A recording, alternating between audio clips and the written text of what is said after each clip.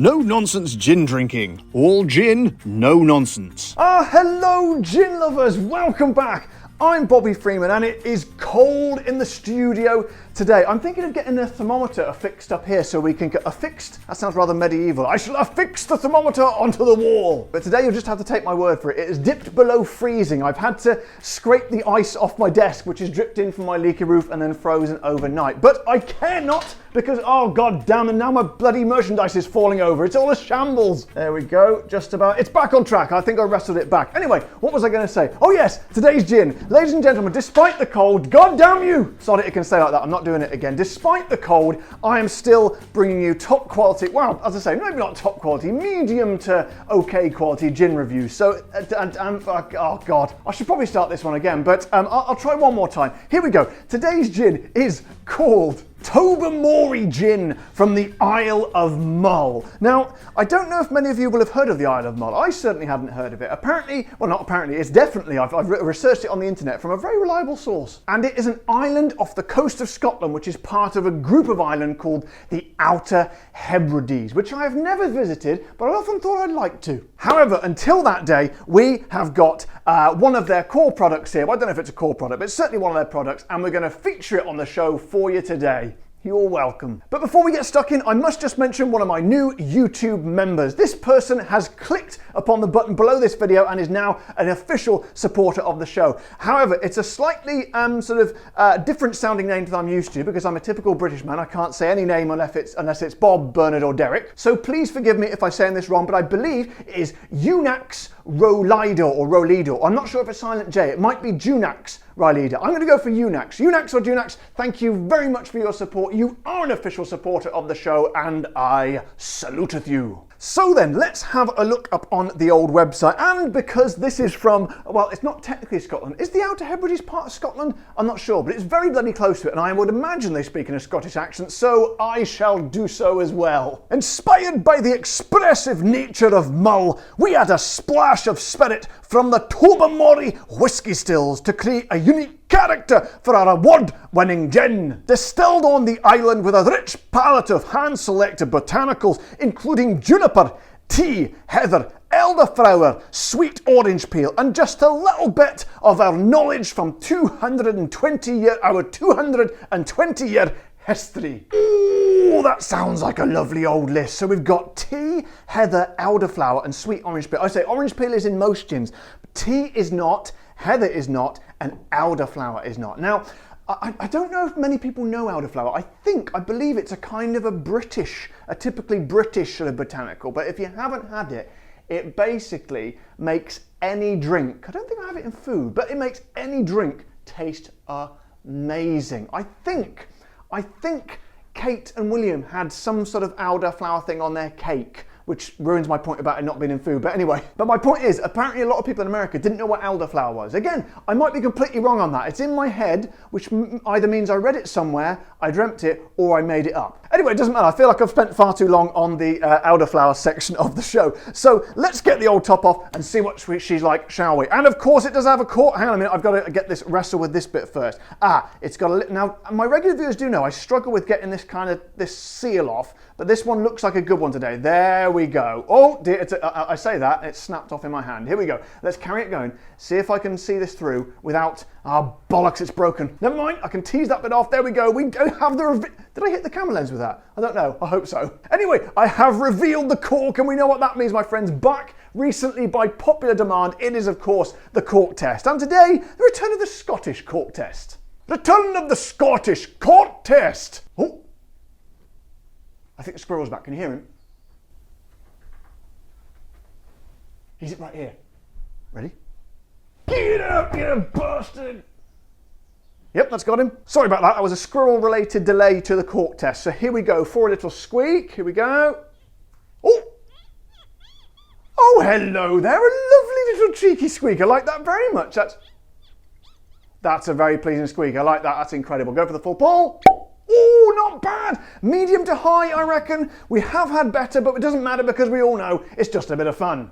So then, let's get her in the old glass, shall we? A beautiful clean pour today. Excellent. So, nostrils going straight in for your enjoyment. And mine as well, I suppose. Here we go. Ooh. Oh man alive, it's a good job my phone case wasn't standing, because it certainly wouldn't be now. Right. That, oh man alive, it's kind of, it's got all this. Let's just remember, it's a fairly straightforward gin, this one, with a few little tweaks in there. It's not what we call a novelty gin. So it's got all the goodness and sort of aromas you expect from a gin, but it's dialed up a lot on that orange. It talked about sweet orange peel, didn't it? Now then, what about the elderflower? I can't really discern anything else. What was it? Elderflower, tea, and heather. Now again, tea is an amazing ingredient in and underused as well in gins. We've had it in the gunpowder one and in the Beefeater 24, but not many others do it, so I'm very excited for this one. Let's stop sniffing and let's start tasting. Now this little chap, I can tell you, is 43, where is it? It's on the side somewhere, there we go, 43.3% ABV, so kind of around the normal mark, slightly higher. So, oh no, I forgot to put the tonic in, here we go. Right, I've only got a tiny amount of tonic. My tonic management has been very poor of late, but never mind, it's just enough for the 2 videos I'm going to film today. So I reckon about that much, that's going to be good. Right, here we go. Thank you as always to all my patrons and my YouTube members for paying for the gin. This is Tobermory Gin. I say to everyone, cheers. Sorry about the birds crashing my video there. Will you shut up? Birds, squirrels, just general sort of wildlife and fauna destroying my videos. We'll try again, but just try and ignore the bird noise in the background. And if you can't hear that on the video, I'm going to look like a complete ignoramus. Not for the first time, but here we go. So cheers.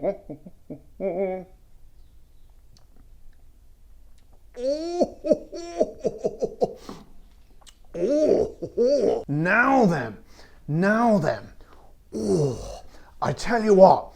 That, it feels like some of the gins, they feel like they're just so crammed full of flavours. They're almost like pulsating, like they're ready to burst. And this is one of those gins. Again, like in the aroma, the oranges really come into the fore, but it's kind of a, did it say sweet orange peel? I think it did. Let me have a quick check. It was elderflower, sweet orange peel, because definitely you get that sense of the orange, but there really is a sweetness. How do they make an orange peel sweet? Is it a special orange called a sweet orange? I don't know. I probably should. Anyway, however they do it, it is a lovely sweet but tanginess, which is that kind of, it's kind of overarching really. That's really dominating flavour. Let me have a little go.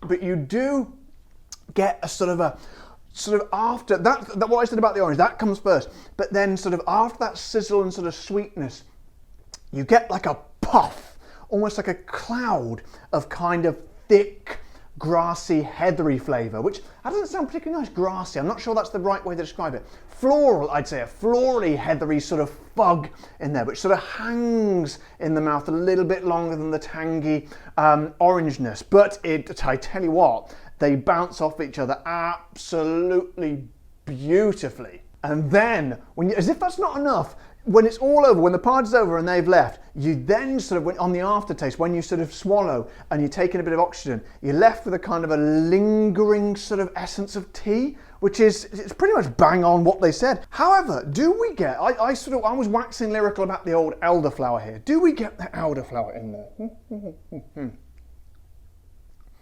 Slightly. There's a tinge to it, which I think is quite intelligent by them, quite a wise choice, because elderflower, as brilliant as it is, it can be very overpowering. You can get elderflower flavoured fever tree, and I tend not to have it because it is nice, it's lovely, but it tends to kind of mask the gin you put in there. So I kind of have sort of just plain flavoured gins, just cut and have it treat it like an elderflower kind of top cocktail, really. So I love the fact that they've used it that way, and that just shows that's really intelligent gin making. It feels like a very, very intelligent gin, and coming from a very, very intelligent presenter. And I'm sure you can sense the irony in that statement. So let's give her a go neat, shall we? You know, I was going to start actually having it out of my cup here, but then that means I've got to wash the damn thing every week. I can't be arsed. No, I'm going to drink it out the bottle. Here we go. Oh. Okay, yeah. All those flavours are in abundance, but it's kind of like they've been sort of shrunk and melded into a really tight, tiny ball of flavour, and it kind of stings a little bit more. And I reckon the neat gin drinkers out there would really like that, because a lot of the flavors are still really discernible, but obviously really compact and really strong. But for me, I think it makes a much more glorious taste of a gin and tonic. However, my friends, how bloody ever is it a glorious price? Well, I've forgotten, what is it? Oh yes, here we go, on my notes. So I brought my notes forward. I don't know if you can see them there really, because I used to have them slightly out of camera there, but I thought, you know what, why not bring them in? Show everybody the process. That's what I think anyway. Anyway, the price, and I have good news for you gin lovers. You can tell how good it is because I whacked the desk on every single syllable. Get on with it, you skinny blonde idiot. Okay, sorry, here we go. So this little fella is going to be a very, very pleasing £30, which, as we all know, is my perfect price for gin, and that works out at about 40 American dollars and indeed 35 euros. And as you know, I always said back in the old days, you don't need to pay any more than £30 for gin. Maybe a little bit more if it's the non-mainstream ones, but to be honest, this is I wouldn't say this is mainstream. I've not heard of them before, so I think that's great. They've managed to keep it down at that price, and I'm very, very pleased. Top work, Tobermory people.